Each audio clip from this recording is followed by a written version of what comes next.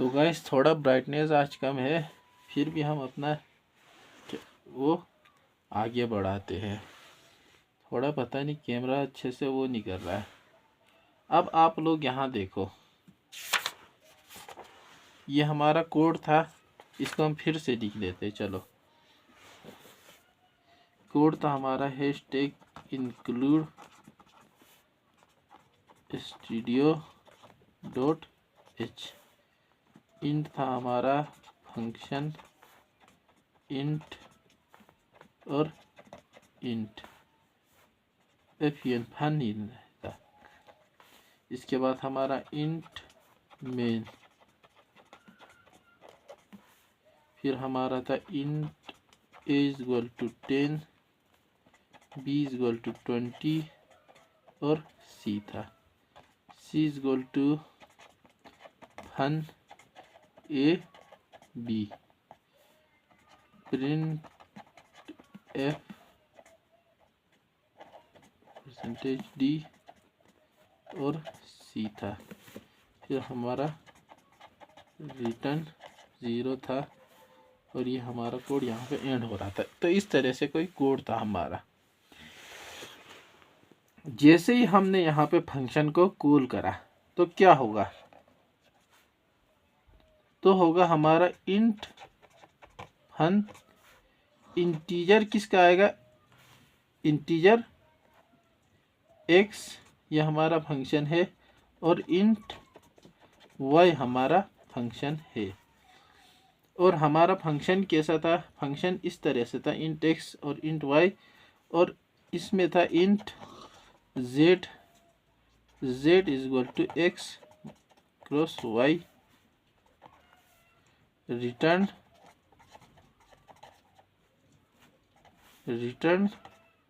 z। ये इस तरह से था।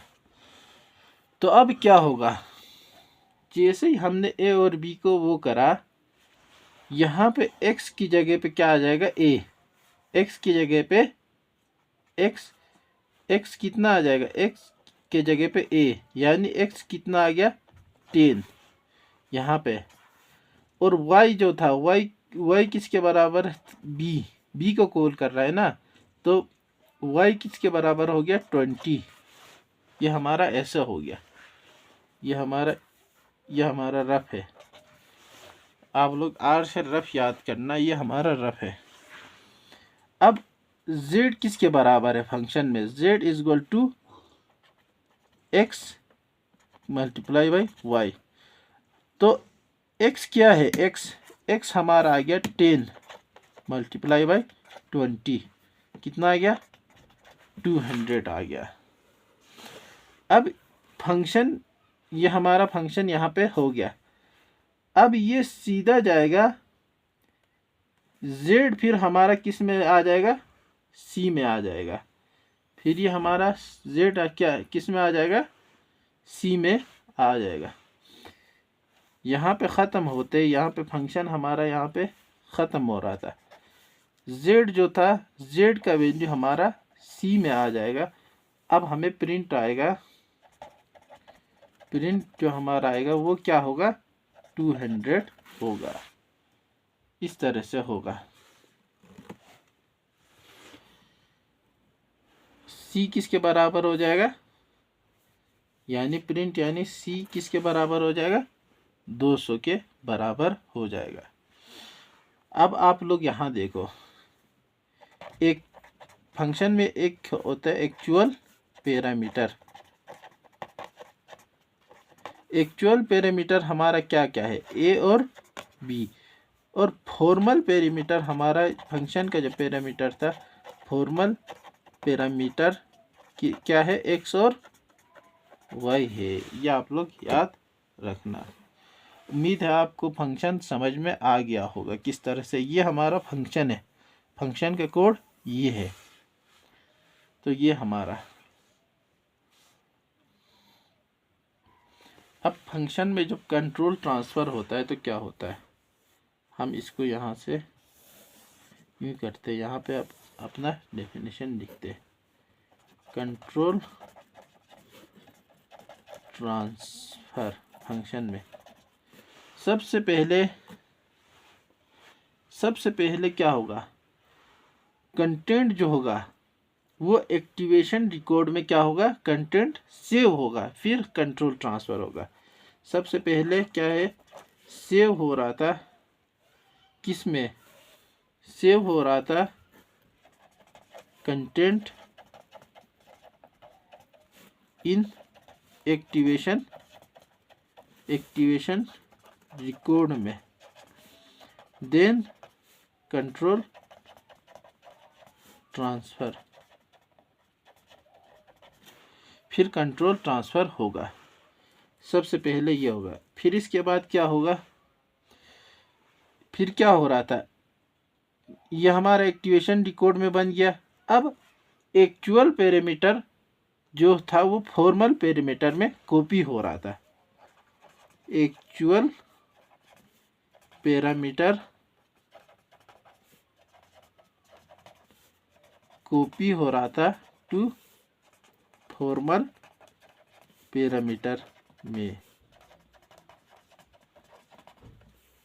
फिर क्या हो रहा था, फंक्शन का बॉडी, सबसे पहले ये हमने क्या करा, जो एक्टिवेशन रिकॉर्ड में हमने क्या डाल दिया, एक्टिवेशन रिकॉर्ड में कंटेंट सेव कर लिया। फिर हमने एक्चुअल पैरामीटर को एक्चुअल पैरामीटर जो था वो फॉर्मल पैरामीटर में कॉपी करा। फिर हमने क्या करा, फिर हम क्या करेंगे, एग्जीक्यूट फंक्शन बॉडी, फंक्शन के बॉडी को हम क्या करेंगे, एग्जीक्यूट करेंगे। फिर क्या हो रहा था, जब हमने फंक्शन के बॉडी को एग्जीक्यूट करा, z का वैल्यू फिर हमारा फिर किस में कॉपी हो रहा था, c में। चौथा पॉइंट लिखो आप, once execution complete the control return back to the place from where function call, function जहाँ पे कॉल हुआ था वहाँ पे हमारा फिर दोबारा से वहाँ पे कंट्रोल ट्रांसफ़र हो जाएगा। पांचवा क्या होगा, इसके बाद हम मेन को एग्जीक्यूट करना बंद कर देंगे, रेज्यूम कर देंगे हम एग्जीक्यूशन ऑफ मेन। आप लोग ये पॉइंट याद रखो या ना रखो, बस इसको कैसे एग्जीक्यूट करा वो याद रख लेना, क्योंकि एग्ज़ाम में ये तो पूछा जाएगा नहीं, ये सेमिस्टर में आपको पूछा जाए तो पूछा जाए, बट जो ये है एक्चुअल एग्जीक्यूशन कैसे हुआ वो आपको याद रखना पड़ेगा। सबसे पहले क्या हुआ, सबसे पहले यह फंक्शन कॉल होते ही सबसे पहले फंक्शन का कोड हमें देखना पड़ेगा। फिर फंक्शन के हमने क्या करा, इसमें एक्टिवेशन रिकॉर्ड में हमने x और y का वैल्यू, a और b का वैल्यू लिख दिया। a हमारा 10, b क्या है 20। फिर हमने इसको x को ये करके एक्चुअल पैरामीटर को फॉर्मल पैरामीटर में डाला। इसके बाद हमने इसको एग्जीक्यूट करा कोड को, फिर यहाँ से जो आया वो वापस यहाँ डाल दिया, फिर हमने मेन फंक्शन को पूरा कंप्लीट कर लिया। तो ये था हमारा। अब इसमें आता है हमारा छठा पॉइंट, लिखो call by value, the process of copy value को कॉपी करना, ए और बी को एक्स और वाई में, इसे ही क्या कहते हैं हम, कॉल बाय वैल्यू कहते हैं।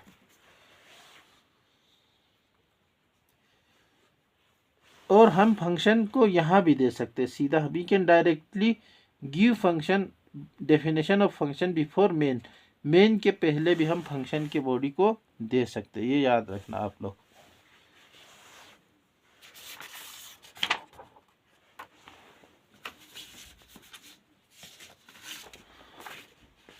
अब हमने एक एक्टिवेशन ट्री या एक्टिवेशन रिकॉर्ड, हमने एक्टिवेशन ट्री और एक्टिवेशन रिकॉर्ड हमने यहाँ पे लिखा है।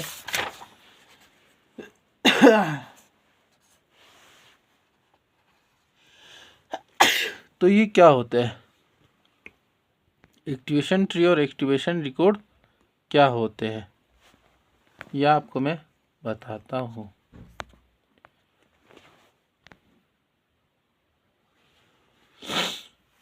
आज थोड़ा सा पता नहीं क्यों ये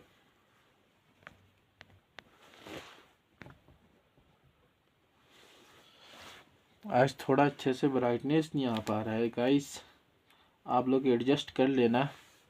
हमने यहाँ पे लिखा था एक्टिवेशन रिकॉर्ड। अब ये एक्टिवेशन क्या होता है, एक्टिवेशन, अब हमारा टॉपिक है एक्टिवेशन ट्री और रिकॉर्ड। एक्टिवेशन ट्री और एक्टिवेशन रिकॉर्ड क्या होता है।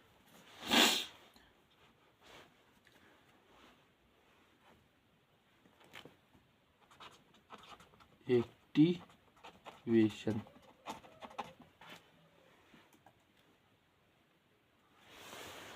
जब भी फंक्शन एग्जीक्यूट होता है तो सारा इंफॉर्मेशन जो होता है पूरे फंक्शन के एग्जीक्यूशन का, उसको एक रिकॉर्ड, उसको एक स्ट्रक्चर में या रिकॉर्ड, उसे रिकॉर्ड किया जाता है।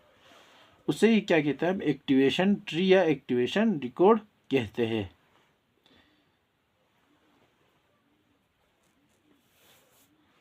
देखो हम इसका भी पूरा डेफिनेशन लिखते हैं।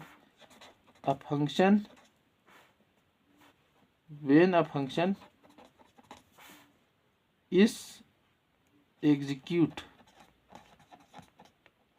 जब एक फंक्शन एग्जीक्यूट होता है, द एंटायर, पूरा इंफॉर्मेशन जो है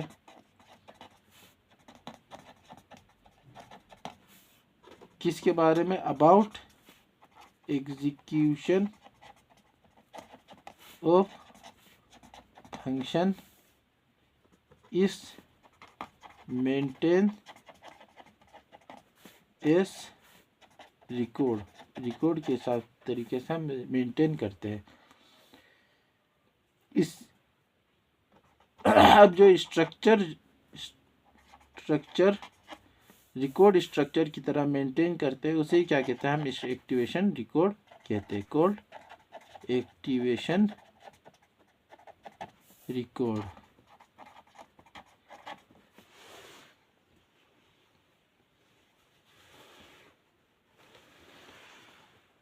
तो अब ये देखो एक्टिवेशन रिकॉर्ड बनता कैसे है। जब हम स्टार्ट करते हैं एग्जीक्यूशन को, जब फंक्शन को हम, when function start execution, activation जो रिकॉर्ड होता है, एक्टिवेशन रिकॉर्ड क्रिएट होता है और कहाँ जाता है, इंसर्ट होता है वो इन रन टाइम स्टैक, स्टैक में हमारा इंसर्ट होता है, स्टैक में इंसर्ट होता है।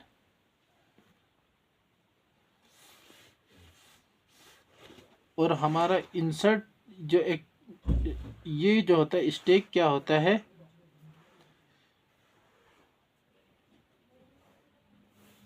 ये क्या होता है, लीफो होता है, लास्ट इन फर्स्ट आउट होता है। ये आप लोग याद रखना, रन टाइम स्टैक इस तरह से बनता है।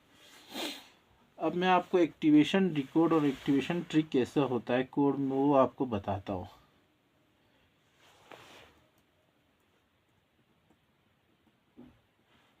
इसके लिए थोड़ा बड़ा वो लगेगा, जैसे हमारा यहाँ पे लिखता हूँ मैं ताकि हम उसे बड़े में कर सके। जैसे हमारा कोड है इंट मेन, इंट ए, फिर हमारा है फंक्शन 1, फिर हमारा है फंक्शन 2। इसी तरीके से आगे ये कोड यहाँ पे ख़त्म होता है। फिर यहाँ पे दूसरा वो है कि अब फंक्शन का डेफिनेशन, जो फंक्शन 1 का जो डेफिनेशन है वो इस तरह से कोड में void f1 int b है हमारा फन यानी f, फिर ये हमारा फिर किसे करता है, f2 को कॉल करता है। ये हमारा इसी तरह से चलता है और ये बॉडी है। फिर हमारा फंक्शन 2 का भी हमारा डेफिनेशन है void f2 int c। फिर ये इसी तरीके से ये कोड इस तरीके से। सबसे पहले जब हम कोड में void मेन में बढ़ेंगे तो सबसे पहले फंक्शन 1 आया। फंक्शन 1 आया तो हम फंक्शन को ये यहाँ जाएगा ये,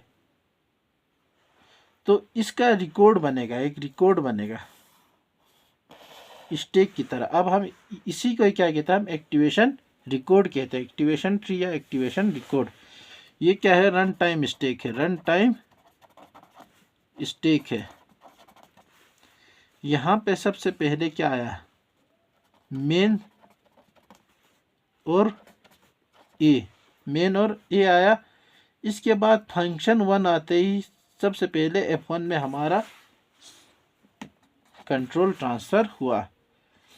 इसके बाद जब ये चल रहा था तो फिर इसने किसको कॉल करा, फंक्शन 2 को।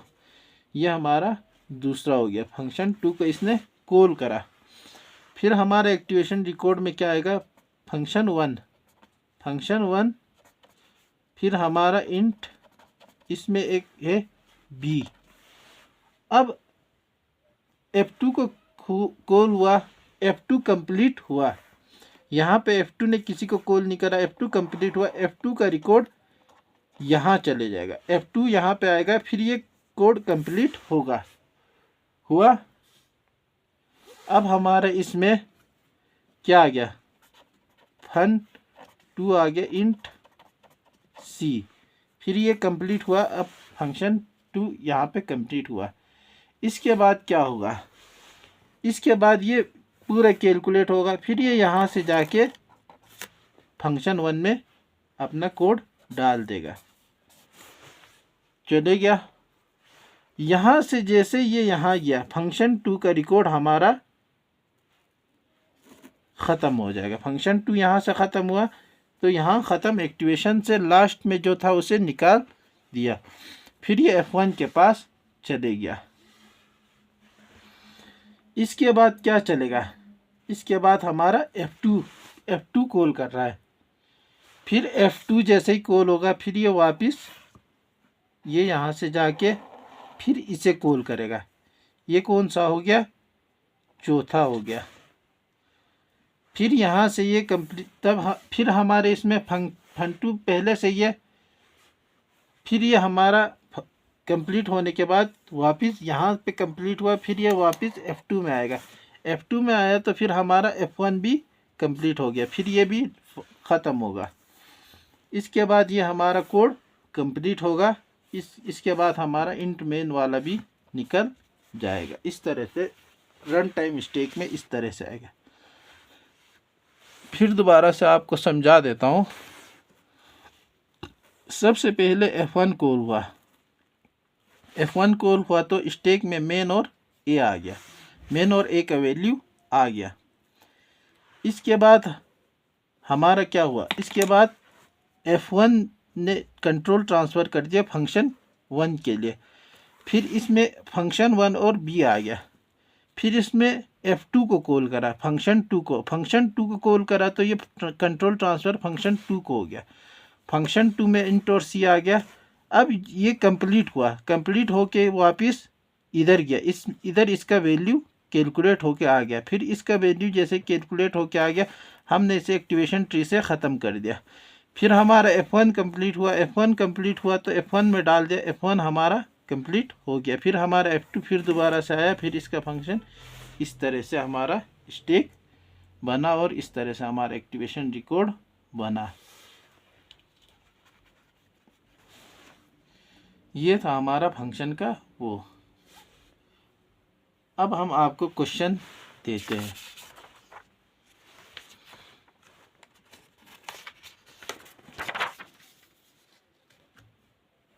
जैसे हमारा एक्टिवेशन ट्री बनाना है।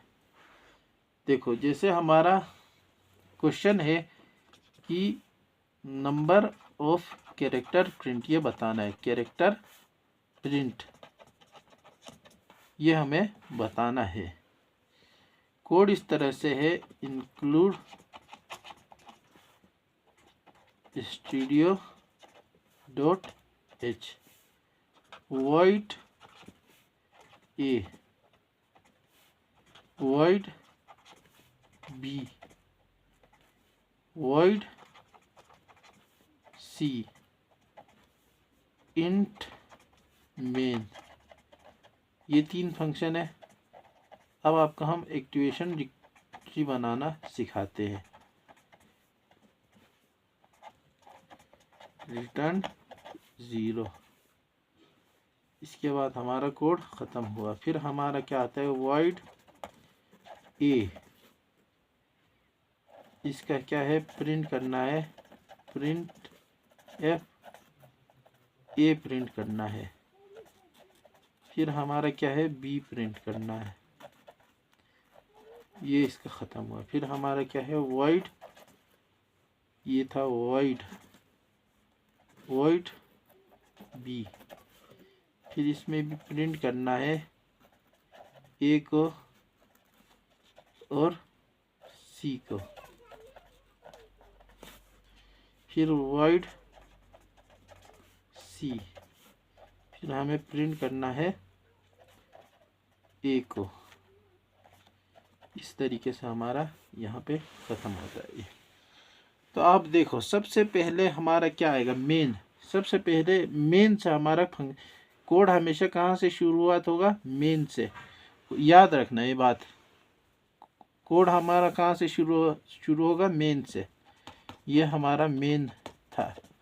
मेन के बाद क्या, ए कॉल हुआ और बी कॉल हुआ। फिर ट्री ऐसे बनेगा, ए मेन के बाद फिर बी को कॉल करा।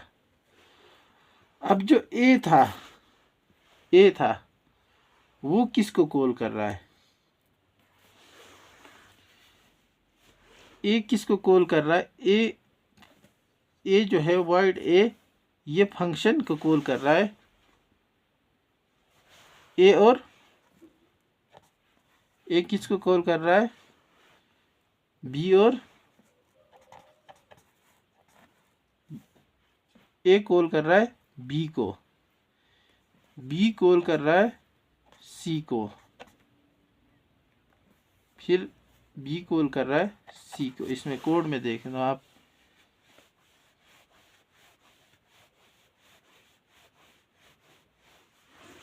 यहाँ देखो, ए जो है वो ए प्रिंट करता है और फिर बी को कॉल करता है। बी क्या करता है, ए प्रिंट करता है, फिर सी को कॉल करता है।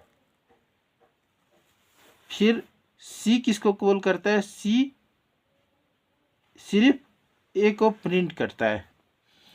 अब यहाँ क्या होगा, सबसे पहले सी का वैल्यू कैलकुलेट होगा, फिर बी में जाएगा, बी का फिर ये कैलकुलेट होगा, फिर ए में जाएगा, फिर ये हमारा मेन में जाएगा। इसी तरह सी का बी में जाएगा, फिर बी से ये मेन में जाएगा। ये क्या है, इसी को क्या कहते हैं हम, एक्टिवेशन ट्री कहते हैं, ट्री कहते हैं।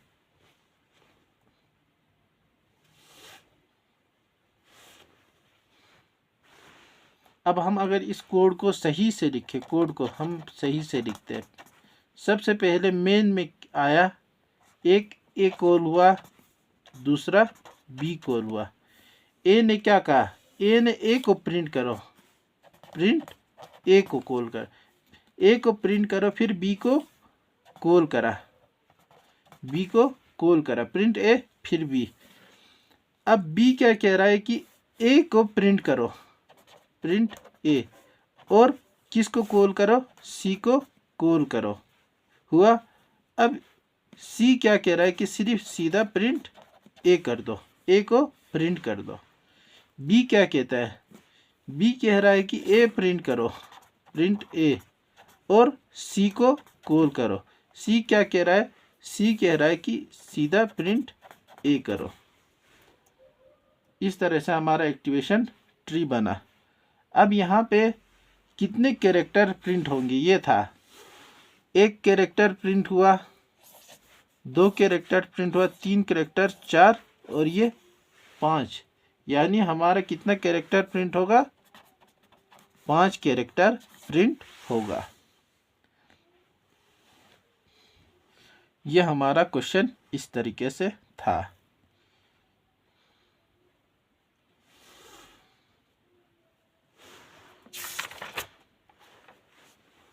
चलो नया पेज ले लेते हैं। ये आज कुछ ब्राइटनेस थोड़ा कम आ रहा है।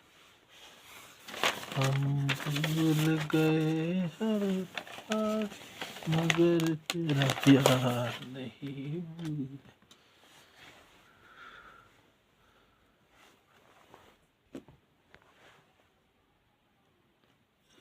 लगता है ये थोड़ा सा बैटरी का इशू है।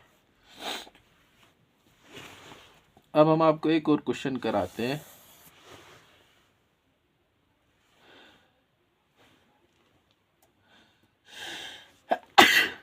क्वेश्चन है हमारा, hashtag include studio.h void a, ये क्या कह रहा है, प्रिंट F1 को प्रिंट कर दो। फिर हमारा क्या है, void b, ये क्या कह रहा है, पहले क्या करो, ए को कॉल करो, फिर क्या करो, प्रिंट करो, प्रिंट F2 को प्रिंट करो। ये इस तरीके से हमारा है। फिर है हमारा void c, सबसे पहले क्या करो, ए को कॉल करो, फिर क्या कह रहा है, बी को कॉल करो, फिर क्या कह रहा है, प्रिंट करो, 3 को प्रिंट करो।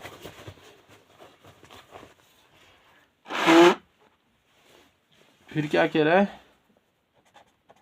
प्रिंट F कितने को, 3 को प्रिंट करो। इस तरीके से हमारा कोड है। फिर है हमारा void, अब आपको हो गया होगा, आप लोग इसे खुद सोल्व करने की कोशिश करें। थोड़ा वीडियो को पॉज करके ए को कॉल करो, फिर बी को कॉल करो, फिर सी को कॉल करो, फिर करो प्रिंट F4 को प्रिंट करो। इस तरीके से हमारा कोड है। अब आपको इंट मेन, पूरा कोड लिख देता हूं मैं, इंट मेन डी, इस तरीके से है। तो यहाँ पे आउटपुट क्या होगा, क्वेश्चन है आउटपुट क्या होगा, आउटपुट हमारा क्वेश्चन, आउटपुट क्या होगा, ये हमारा क्वेश्चन है। तो आप लोग एक्टिवेशन ट्री बनाओ। सबसे पहले मेन में क्या आएगा, मेन में सबसे पहले कोड कहाँ से स्टार्ट होगा, हमेशा मेन से स्टार्ट होगा, ये याद रखना। मेन में क्या है, मेन हमारा कोड यहाँ से स्टार्ट होगा। मेन, इसने क्या कहा, डी को कॉल करो, इसका सिर्फ ये है कि डी को कॉल करो। अब डी में जाओ, अब डी कॉल हुआ तो डी के कोड में जाओ। डी क्या कह रहा है कि ए को कॉल करो, फिर बी को कॉल करो, फिर सी को कॉल करो, फिर क्या करो, 4 प्रिंट करो, प्रिंट 4 करो। अब ए, जब ए कॉल हुआ तो ए में जाओ। ए क्या कह रहा है कि सीधा प्रिंट 1 कर दो, प्रिंट 1 कर दो। बी क्या कह रहा है, बी कह रहा है कि ए को कॉल करो, ए को कॉल करो, फिर 2 प्रिंट करो, हुआ। अब आप सी में जाओ। सी क्या कह रहा है कि ए को कॉल करो, फिर बी को कॉल करो, फिर 3 प्रिंट करो। इस तरीके से हमारा कोड। अब जब ए, अब यहाँ पे ये तो ख़त्म हो गया। अब ए को देखो, ए क्या कह रहा है कि प्रिंट 1 करो, और क्या कह रहा है प्रिंट 1 करो। ये भी हमारा ख़त्म हो गया। अब ए क्या कह रहा है प्रिंट 1 करो। बी क्या कह रहा है, बी कह रहा है कि एक पहले ए को कॉल करो, फिर प्रिंट 2 करो। फिर हमारा 3, हमारा जो प्रिंट 3 था ये प्रिंट 4। अब हमारा सिर्फ बच गया ये ए, ये भी प्रिंट 1 को कॉल करो। अब एक्टिवेशन ट्री बनाओ। सबसे पहले क्या होगा, सबसे पहले लेफ्ट से राइट की तरफ को एग्जीक्यूट होगा। सबसे पहले क्या होगा, प्रिंट 1 होगा, आउटपुट 1। फिर ये यहाँ से जाएगा, फिर ये इधर आएगा, फिर क्या आ रहा है 1 को प्रिंट करो। फिर क्या आ रहा है 2 को प्रिंट करो। यहाँ से जाने के बाद ये फिर यहाँ आएगा। फिर क्या कह रहा है कि 1 को प्रिंट करो। फिर ये फिर 1 को प्रिंट करो, फिर 2 को प्रिंट करो, फिर 3 को प्रिंट करो, फिर 4 को प्रिंट करो। इस तरीके से हमारा एक्टिवेशन ट्री ऐसे कंप्लीट होता है। उम्मीद है आप लोगों को ये वाला क्वेश्चन बिल्कुल सही समझ में आया होगा, कोई दिक्कत नहीं रहा होगा।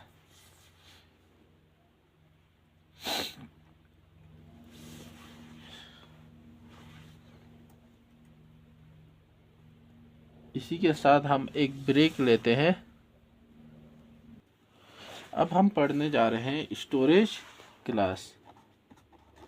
स्टोरेज क्लास, आपसे मेरी रिक्वेस्ट है कि फंक्शन पे जितने भी PYQs है वो आप लोग लगा लें। दूसरा, मैंने आज बुक भी लाया है आप लोगों को शो करने के लिए। ये बुक है हमारा मेड इजी का प्रैक्टिस बुक है, मल्टीपल चॉइस क्वेश्चन है इसमें। यहाँ रख देता हूँ, आपको सही से दिखेगा। गेट का PSU दोनों का इसमें है। लगभग 2650 क्वेश्चन इसमें MCQ इसमें है। आपसे मेरी रिक्वेस्ट है कि इस बुक को पूरा सोल्व करें। बुक भी मैंने लाया था, सोचा आप लोगों को दिखा दूं कि कौन सा बुक में, जिस बुक के बारे में बात कर रहा था पिछले वीडियो में, वो मैं आपको दिखा दूं। मैंने सोचा दिखा दूं। तो चलो गाइस, अब हम अपना स्टोरेज क्लास की तरफ को बढ़ते हैं। स्टोरेज क्लास, स्टोरेज क्लास क्या है? स्टोरेज क्लास एक मेमोरी है। मेमोरी सबसे ऊपर क्या आएगा? सबसे पहले ऊपर आएगा कोड स्पेस। कोड स्पेस आएगा। फिर हमारा क्या आएगा? स्टैटिक डाटा आएगा। स्टैटिक डाटा आएगा। फिर हमारा क्या आएगा? हीप आएगा। हीप थोड़ा नीचे तक जाता है, ये इससे स्टैक। फिर आता है लास्ट में हमारा स्टैक। ये भी हमारा स्टैक यहाँ पे ये इस तरीके से बना होगा, ये इस तरीके से होता है।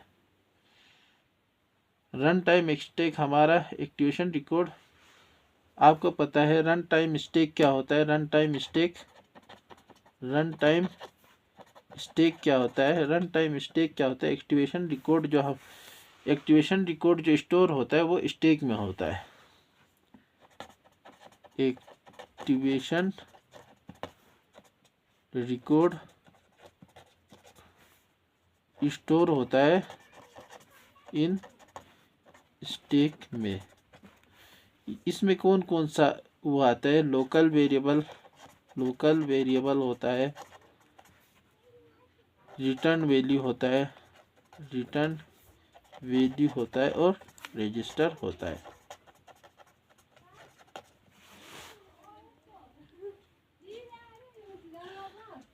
अब जो हमने सबसे ऊपर क्या है? Static data. फिर हमारा क्या है? हीप। फिर हमारा स्टैक है। स्टोरेज क्लास क्या डिफाइन करता है? अब आपको ये क्वेश्चन आ सकता है, स्टोरेज क्लास स्टोरेज क्लास क्या डिफाइन करता है?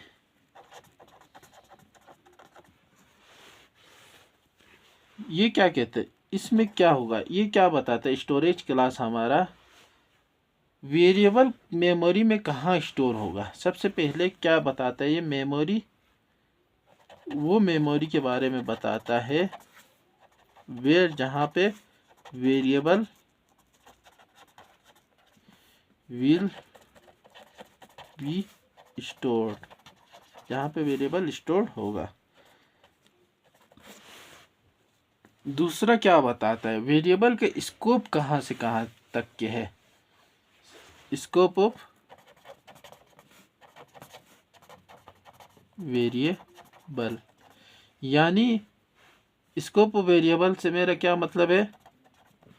मेरा मतलब है प्लेस वो जगह where we can access the variable, जहाँ पे हम वेरिएबल को एक्सेस कर सकते हैं। फिर हमारा क्या बताता है कि वेरिएबल का लाइफ टाइम क्या है, लाइफ कहाँ कब जाके ख़त्म होगा, कहाँ शुरू होगा वेरिएबल, वो बताता है। Life time of variable, how long variable भी कब दिए लगे। फिर क्या बताता है ये, initial value of variable, initial value of variable, variable का इनिशियल वैल्यू क्या है। स्टोरेज क्लास में हमारा आता है ऑटो आता है, स्टैटिक आता है, रजिस्टर आता है और एक्सटर्न आता है। स्टोरेज क्लास में हमारा क्या क्या आता है, एक आता है ऑटो, एक आता है स्टैटिक, एक आता है रजिस्टर, एक आता है हमारा एक्सटर्न, ये हमारा आता है। अब हम इनको पढ़ते हैं। ऑटो क्या है? ऑटो ये यहाँ पे 1 2 3 4 डाल देते। अब ये हमारा ऑटो क्या है? ऑटो क्या है? डिफ़ॉल्ट स्टोरेज क्लास है लोकल वेरिएबल के लिए। ऑटो क्या है हमारा? डिफ़ॉल्ट स्टोरेज क्लास है, फॉर लोकल वेरिएबल के लिए। लोकल वेरिएबल के लिए जो डिफ़ॉल्ट स्टोरेज क्लास होगा वो क्या होगा? हमारा ऑटो होगा। जैसे हमारा स्टोरेज क्लास, सबसे पहले हमारा कोड में क्या आता है? इंट ए, या हम इसे कैसे लिख सकते हैं? इसको ऐसे भी लिख सकते हैं, जैसे ऑटो इंट ए।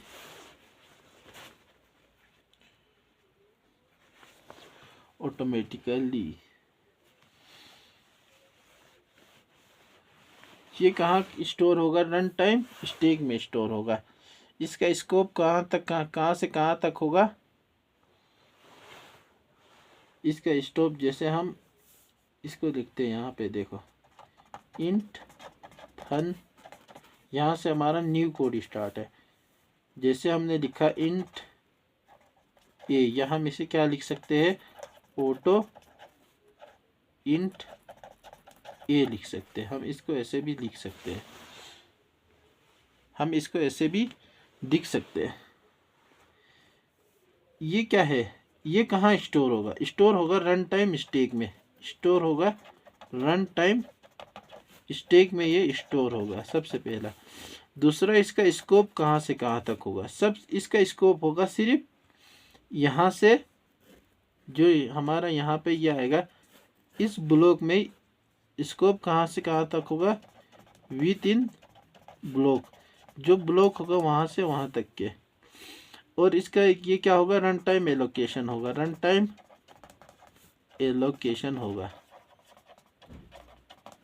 और ये क्या है? इनिशियल वैल्यू है वेरिएबल का, initial value of variable, variable का इनिशियल वैल्यू ऑफ वेरिएबल। ये जब तक बाकी रहेगा जब तक हम फंक्शन को कॉल करेंगे। अलाइव रहेगा as long S function alive, जब तक हमारा फंक्शन अलाइव है। Alive S long S function alive, जब तक हमारा फंक्शन अलाइव रहेगा तब तक हमारा ये हमारा ये जो हमारा ये था ये तब तक अलाइव रहेगा। जैसे हम कहते हैं एक कोड लिखते हैं include stdio.h int a void fun, फिर हमारा है प्रिंट एफ डी और ए। इस तरीके से हमारा कोड है और हमारा ये फंक्शन हो गया। फिर हमारा यहाँ पे इंट मेन है, int main print f percentage d a is equal to 20 fun return 0। ये हमारा कोड है। सबसे पहले क्या होगा, सबसे पहले मेन से हमारा कोड स्टार्ट होगा। सबसे पहले क्या प्रिंट करेगा हमारा ए, कितना है ए, सबसे पहले हमारा प्रिंट करेगा ए, हमारा कुछ भी नहीं है तो ए हमारा वैल्यू स्टार्ट होगा 0। फिर प्रिंट करेगा क्या, ए इज इक्वल टू 20। फिर हमारा प्रिंट करेगा ए इज इक्वल टू 20 प्रिंट करेगा। तो ये यहाँ पे ग्लोबल वेरिएबल में ये जो यहाँ पे होगा ये ए इज इक्वल टू 20 यहाँ पे जाएगा। ये क्या है, ग्लोबल वेरिएबल बल, ये स्टैटिक इंट ए है।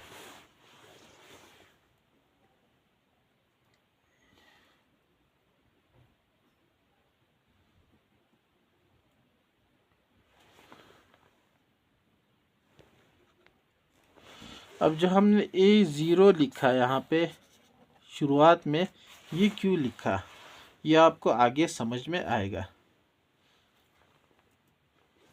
तो हम जो ये है इसको हम लिख सकते, ये हमारा क्या है, स्टैटिक इंट है। स्टैटिक इंट ए की तरह लिखा जा सकता है। क्या होता है, जो डिफ़ॉल्ट स्टोरेज क्लास होता है ग्लोबल वेरिएबल का, ये जो ग्लोबल वेरिएबल है सब में काम आएगा। इसका वो क्या होता है, स्टैटिक, ये स्टैटिक की तरह ग्लोबल वेरिएबल क्या होता है, स्टैटिक होता है। और ग्लोबल वेरिएबल कहाँ स्टोर होता है, ग्लोबल वेरिएबल स्टोर होगा कहाँ पे, ये हमारा कोड यहाँ पे हमने डायग्राम बनाया था, स्टैटिक डाटा पार्ट में स्टोर होता है। और ये कब तक ज़िंदा रहता है, जब तक प्रोग्राम चलेगा तब तक ये बाकी रहेगा, जब तक ये पूरा प्रोग्राम चलेगा तब तक ये बाकी रहेगा। फिर क्या होता है, ग्लोबल वेरिएबल जो होता है वो ऑटोमेटिकली 0 से शुरू होता है। ग्लोबल वेरिएबल ऑटोमेटिकली 0 से शुरू होता है, ये आप लोग याद रखना। अब मैं आपको ये लिखवा भी देता हूँ। जो हमारा global storage default storage class है वो क्या है, स्टैटिक है। मैं आपको लिखवा देता हूँ, डिफ़ॉल्ट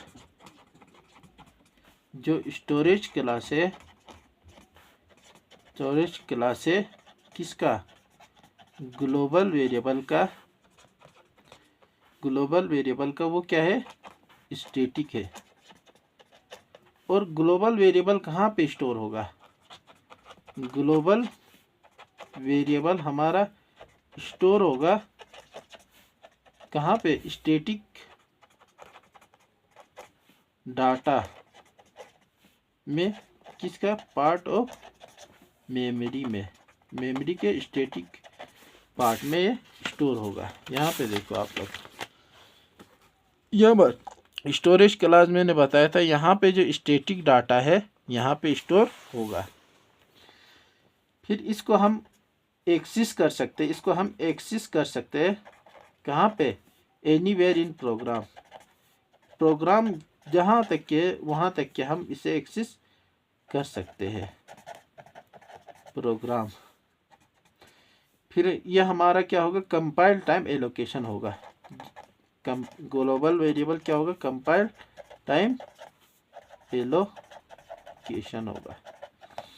और ये कब तक अलाइव रहेगा, ये अलाइव रहेगा as long as program is running, जब तक कि प्रोग्राम रन हो रहा है तब तक कि हमारा ये अलाइव रहेगा। फिर ये क्या है, फिर ये लास्ट पॉइंट है, ग्लोबल जो वेरिएबल है वो ऑटोमेटिकली इनिशियलाइज होता है, किससे,